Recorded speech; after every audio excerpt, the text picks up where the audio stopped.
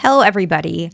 I'm a practicing therapist and I work with a lot of individuals with attachment wounds. I work predominantly with avoidantly attached individuals, and it's typically going to be either dismissively avoidant or fearful avoidant that leans dismissive. So that's just something to keep in mind when I'm making a lot of these videos.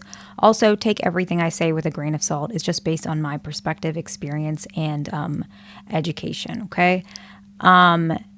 I'm making a video today regarding why avoidants don't chase their partner or somebody they care about,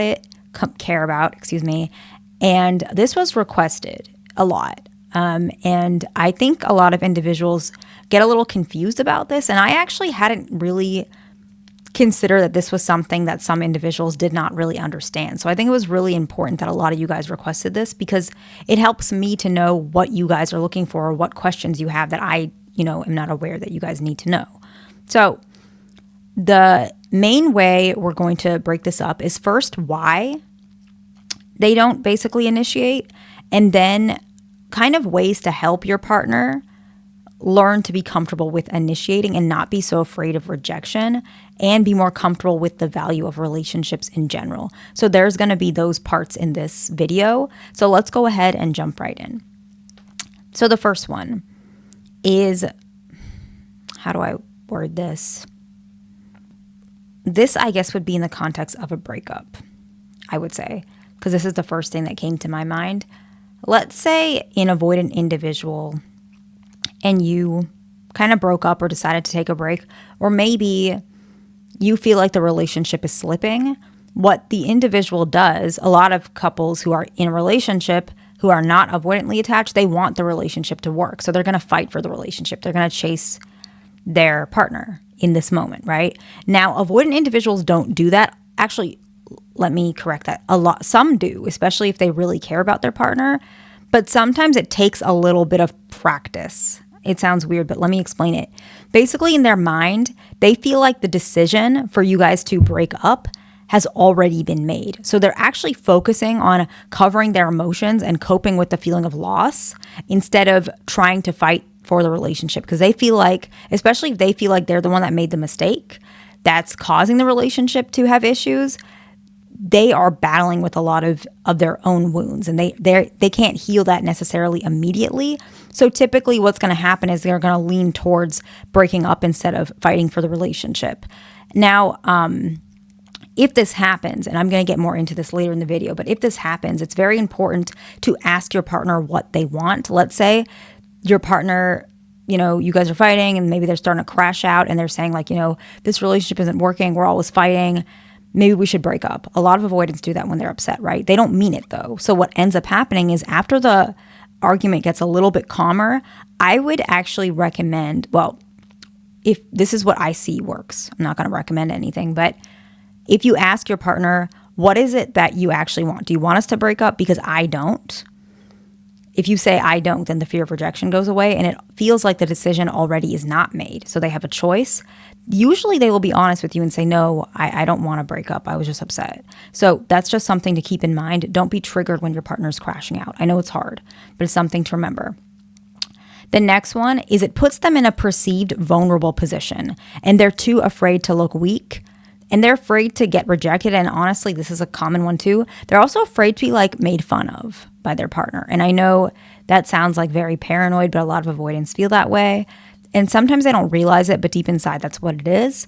And so chasing a partner or begging for a partner, saying, don't leave me, or I want to make this work. It's a scary position for them because you can easily say as the partner, no, I don't want to. You look X, Y, and Z, or no, you already ruined it. This is your fault. Like that really hurts them. And as we talk about on this channel, avoidant individuals are very sensitive to criticism.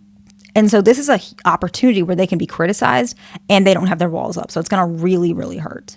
So that's really important as to why they do not want to chase. But if this is happening, it's really important. And we'll talk about this. Building trust in general is going to make this more, the opportunity more obvious and presenting for them. So they don't necessarily feel that you're going to cut them down during their time of vulnerability. So it's really, really important. And we will talk about that later in the video. But just something to keep in mind. The next one is, how would I word this? It's like they're afraid to tell you how they feel. Yes. Okay. They're afraid to tell you how they feel. This is going to sound weird, but if you are an avoidant, you'll understand. Or if you've been one or you work with them or all of the above. It's like if they show you their most vulnerable side, because it does come out more when you're losing your partner or you have to chase, they're afraid that if they show you that, you're going to expect them to be like that all the time. And they know they're not emotionally available all the time.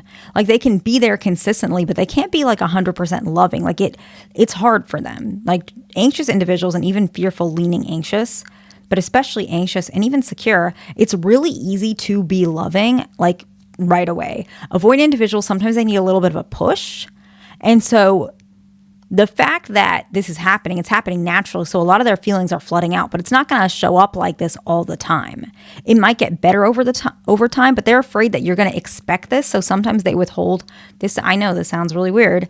They're going to withhold showing you and chasing you because then they're afraid that you're going to, think that they're able to do this all the time, right? So that's the third one. Now, the fourth one is very similar to that.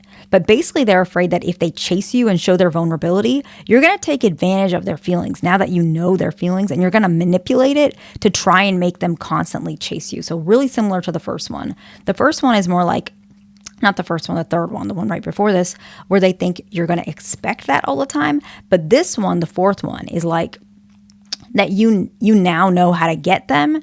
And what's going to end up happening is you're going to try and, not that you're going to do this, is their fear, you're going to try and take advantage of this. So, I don't know, put a lot of ultimatums so that you can try to manipulate them in their mind, not that you're doing this, to chase them constantly. And that's going to feel very overwhelming to them, and they're going to build resentment, and they're preparing to make sure that doesn't happen preemptively. So they already have a negative assumption, which, as you can see, is a theme, right? A lot of this comes from their negative assumptions on their partner. So trust building is very important to mitigate some of this, but that's what they're afraid of. They're afraid of being taken advantage of. And the last one, which I think a lot of people are aware of, but I'm just going to say it, they just believe that being alone is easier. And so seeing that they need to or have to chase their partner, it feels unnecessary to them. And I know a lot of people are not going to like this, but it's true. I'm not trying to make videos to make things like, I never want to make it look like someone is both like only one good or bad, black and white. Everyone has combinations, and avoidant individuals can lean a little bit selfish sometimes, and this one is part of it, right? Not necessarily, but it looks like that because they have put so much defensive walls. It's not that they don't care about you, and I'm not making excuses, but it's just they have been alone for so long, it's just comfortable. It's just easier, right? Even if it's not the healthiest. The way I think about it is individuals who struggle with any sort of disordered eating or any sort of substance use. I don't know how much I can talk about that on YouTube, but basically what happens is individuals may know that this is probably not the best option, but it's comfortable and it's worked for them for so many years. So they just kind of skate by doing that same behavior. That's part of the reason why a lot of these behaviors are still occurring. With avoidant individuals, that's the same thing. It's going to take a lot to fight for a relationship. And so it feels unnecessary because they know for 10, 15, how many years they've been alone, that it works for them. They know they can survive, so they default to that. So, we're going to talk about how to correct a lot of these behaviors, but this one in particular, the best way is to just create times where it's not as confrontational or arguments are not as explosive, so they don't feel like it's going to be they're climbing a mountain, right? So they feel like it's more achievable, because a lot of individuals, avoidants, are also afraid of failure, right? And that's the next point, right? Yeah, this is the last point, I guess. If I remember any more, I'll add more. But this point that I just realized I kind of forgot to bring up, the last point for this section is avoidants are afraid of failure. So if they chase you and it doesn't work out, or they made a mistake, or they picked the wrong partner, or maybe this is, evidence, because a lot of avoidants they do have anxiety about relationships, particularly about their own decision-making skills. If they chase you and then it fails again, they're going to feel like they wasted time. Maybe they chase you and there's no solution or they don't have an immediate solution. They feel like they failed. They wasted time. And that's really scary for avoidance as well. So that's another important point to remember. So let's talk about how to help avoidance initiate more. So I'm going to talk about in general, and then we're going to talk about all the points that we just talked about. Not all of them, but a good portion of them to kind of tie this together. So avoidant individuals, one way to help them initiate more is just to be less critical in general. And that's going to help pretty much all the points we brought up, right? Being less critical allows avoidant individuals to feel like if they do make a mistake, just like one of the points we brought up, they're afraid to make mistakes. They're afraid you're going to basically hit them when they're already down.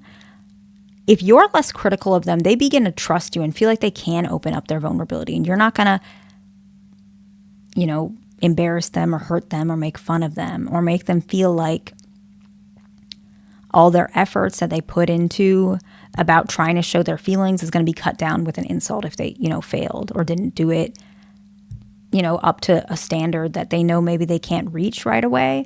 And it's really hard because especially if the avoidant individual has an anxious partner, anxious individuals and avoidant individuals have just different skills. And so something that's easy for an anxious partner is actually very, very challenging for an avoidant individual.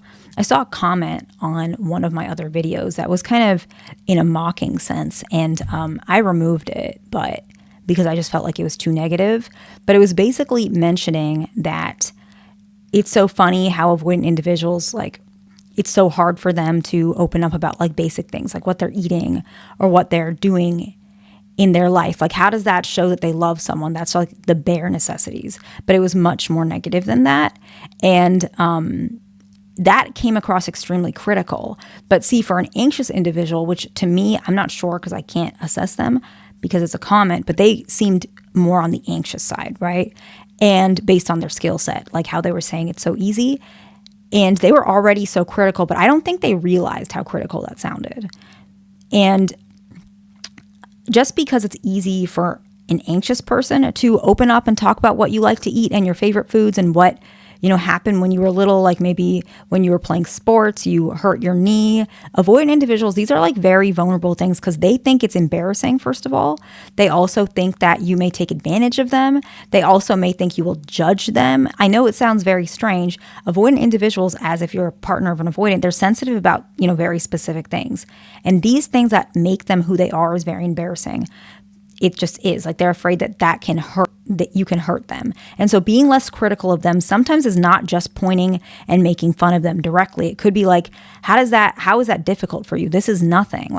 X, Y, and Z can do this. My neighbor can do this. My friend can do this. Why can't you?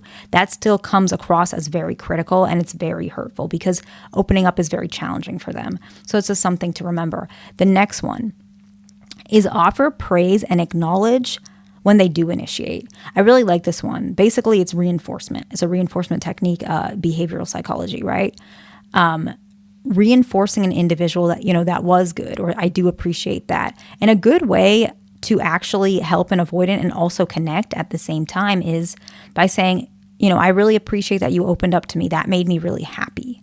By saying that made me happy, you can also kind of reinforce the fact that the individual does, in fact, take care of you and make you happy and know how to be a good partner, because that's an insecurity of theirs. And that'll help them, not just when we were talking about a perceived vulnerable position where you might make fun of them, it'll also help them know that they're not making the wrong decision, that they're not going to fail, and it's not better being alone. This benefits them. It makes them feel like they can do this. It isn't hard. It's easy, right? It helps them to acknowledge some of those things. When an avoidant individual does open up, right, and we were just talking about acknowledging it, it's also important that you give them time. This will help them. I'm going to try and explain it. When they're opening up, give them a little bit of time without interrupting them. This sounds a little specific, but a lot of avoidant individuals, and if you're an avoidant, you might not know you do this, but eventually you start picking it up.